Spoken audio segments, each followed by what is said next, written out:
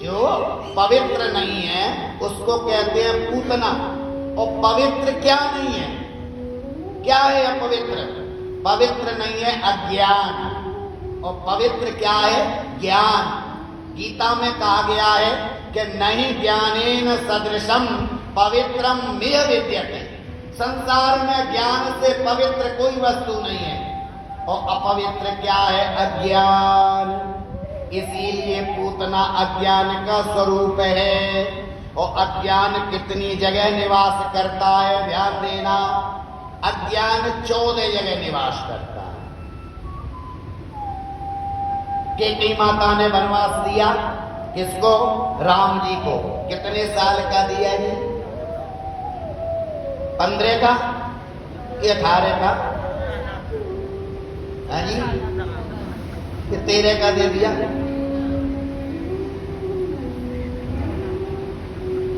14 का। 14 का वनवास दिया। और आज पूतना, ध्यान देना, ब्रजमंडल में कब आ रही है? चतुर्दशी को। संयोग देखिए, पूतना भी चतुर्दशी को आई। कैकेयी माता ने भी राम जी को वनवास 14 साल का दिया। ये क्यों? क्योंकि अज्ञान जो होता है वो 14 जगह निवास करता है। ध्यान देना, कितनी जगह? 14 जगह। वो 14 स्थानों को बड़े हमें संयम से रखना चाहिए। वो 14 स्थान क्या है? 5 ज्ञानेंद्रियां, 5 कर्मेंद्रियां। 10 इंद्रियां होती है ना? 5 ज्ञानेंद्रियां, 5 कर्मेंद्रियां, मन, बुद्धि, चित्त और अहंकार। इन 14 स्थानों पर अज्ञान का वास है। माता कैकेयी की भी यही इच्छा थी।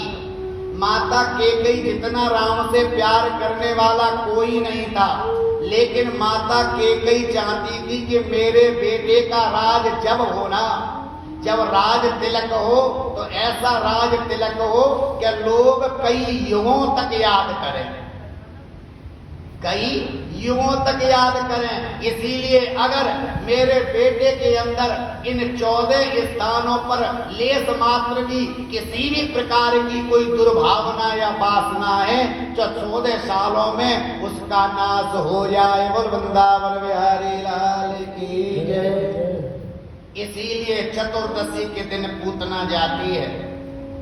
और पूतना ने स्वरूप बदला, क्योंकि जो राक्षसी होती हैं भेष बदलने में बड़ी माहिर होती है। सुंदर नारी का, देवांगना का स्वरूप बनाया और स्वरूप बना के घर से निकली और तुरंत जो के ब्रजमंडल में पहुंच गई और अपना काम शुरू कर दिया।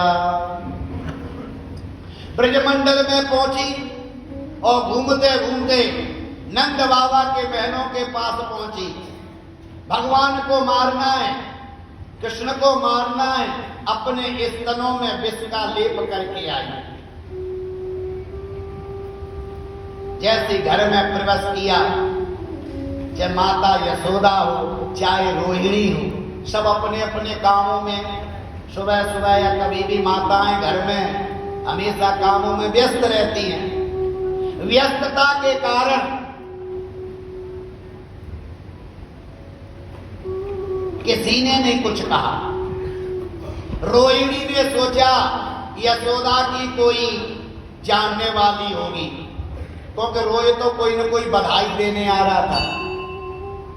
और उधर यशोदा ने सोचा कोई रोहिणी का जानकार होगा, लेकिन वो किसी की जानकार भी रखने वाली नहीं, वो किसी की रिश्तेदार नहीं थी, उसको कोई नहीं जानता था।